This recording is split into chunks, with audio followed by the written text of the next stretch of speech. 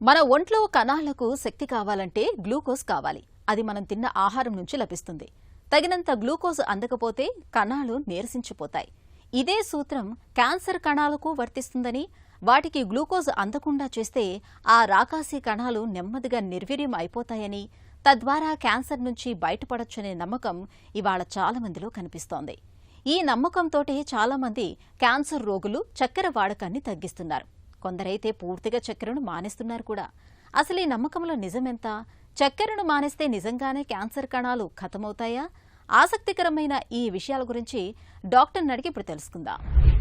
So ఇప్పుడు చాలా కామన్గా మా పేషెంట్స్ అందరూ అడుగుతూ ఉంటారు, సార్ షుగర్ కట్ చేస్తే క్యాన్సర్ తగ్గిపోద్దా, లేకపోతే క్యాన్సర్ కణాలు చంపేయచ్చు అనేది. ఇది చాలా కాంట్రవర్షియల్ టాపిక్. ఫస్ట్ థింగ్, ఇప్పుడు మన శరీరానికి షుగర్ అనేది కంపల్సరీ కావాలి. ఇప్పుడు మన బ్రెయిన్ ఫంక్షన్ అవ్వాలన్నా షుగర్ కావాలి, కణాలు ఏది ఫంక్షన్ చేయాలన్నా షుగర్ కావాలి. క్యాన్సర్ కణాలు కూడా షుగర్ మీదే డిపెండ్ అయి ఉంటాయి, అది కాదనిలేం. కానీ అది చంపేయడానికి మన శరీరాన్ని కూడా మనం చాలా ఇబ్బంది పెట్టాలి. దానివల్ల క్యాన్సర్ కణాలన్నీ చచ్చిపోతాయి అనేది అదొక అపోహ అనమాట. దాని మీద ఎంతో రీసెర్చ్ అన్నీ జరిగినా సరే అది ఎక్కడా ప్రూవ్ అవ్వలేదు. అటువంటి దాన్ని మనం ఎంకరేజ్ చేయకూడదు. క్యాన్సర్ వచ్చినప్పుడు ఏంటంటే పేషెంట్ కీమోథెరపీ అని చాలా తీసుకుంటూ ఉంటారు, సర్జరీస్ అన్నీ జరుగుతూ ఉంటాయి. ఎప్పుడైనా సరే ఆ ప్రోటీన్ డైట్ అనేది వెల్ బ్యాలెన్స్డ్ డైట్ అనేది తీసుకోవాలి. దానివల్ల ఏంటంటే ఆ కీమోథెరపీ సైడ్ ఎఫెక్ట్స్ని టాలరేట్ చేయడానికి కానీ దీనన్నిటికీ చాలా హెల్ప్ఫుల్గా ఉంటుంది. అదే కనుక మనం షుగర్ తగ్గించేసేసి స్టార్వ్ అవుతుంటే మన బాడీ కూడా తట్టుకోవడం చాలా కష్టంగా ఉంటుంది.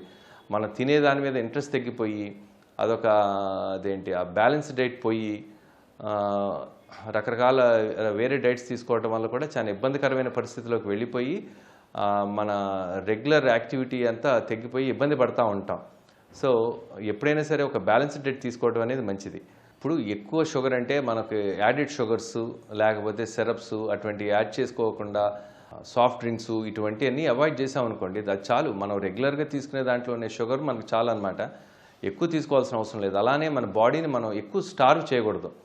స్టార్వ్ చేస్తే ఏంటంటే అసలు మనం క్యాన్సర్ని ఫైట్ చేసే ఎబిలిటీ కూడా తగ్గిపోతూ ఉంటుంది. మన బాడీకి ప్రతి ఆర్గాన్ ఫంక్షనింగ్ కూడా we need certain amount of sugar. ఇప్పుడు మన షుగర్ తీసుకున్నంత మాత్రాన ఇదే పోదు. మన బాడీ హ్యాస్ డిఫరెంట్ మెకానిజమ్స్. అలానే క్యాన్సర్ సెల్స్ కూడా చాలా తెలియగలవి. మనం వాటిని స్టార్వ్ చేసామనుకోండి షుగర్ లేకుండా, అవి ఏంటంటే ఫ్యాట్స్ నుంచి లేకపోతే మన బాడీలో ఉన్న ప్రోటీన్ నుంచి they have their own mechanisms అనమాట. దానితో అవి సర్వైవ్ అయిపోతూ ఉంటాయి, మన బాడీ మాత్రం వీక్ అయిపోతూ ఉంటాయి. అసలు ఎవల్యూషన్లోనే ఇది మనకి బాడీలో అన్ని రకాలు ఉండాలి, దాంతోనే మన బాడీ అంతా నార్మల్ ఫంక్షనింగ్ ఉండాలి అని చెప్పి బ్యాలెన్స్డ్ డైట్ అనేది మనం ఎప్పటి నుంచో తీసుకుంటా ఉన్నాం. దాన్ని మనం రకరకాలుగా మార్చేయకూడదు. మన బాడీ క్యాన్సర్ అనే ఒక స్ట్రెస్ఫుల్ కండిషన్లో ఉన్నప్పుడు దాంతో కీమోథెరపీలు అన్నీ తీసుకునేటప్పుడు ఇంకా మనం ఇబ్బంది చేసేయకూడదు. క్యాన్సర్ వచ్చిన తర్వాత దాన్ని ఎలా తగ్గించుకోవాలని చెప్పి మనం చూసుకోవాలి. కానీ క్యాన్సర్ రాకముందు you can try different type of things. That's a different story. కానీ క్యాన్సర్ పేషెంట్స్ని మనం ఒక బ్యాలెన్స్డ్ డైట్ కాకుండా ఇటువంటి డిఫరెంట్ టైప్స్ ఆఫ్ డైట్స్, అంటే ఒకటి ఎక్కువ ఒకటి తక్కువ తీసుకోకుండా ఒక న్యూట్రిషనిస్ట్ గైడెన్స్లోనో లేకపోతే ఒక ఆంకాలజిస్ట్ గైడెన్స్లోనే మనం ఒక డైట్ అనేది తీసుకోవటం మంచిది.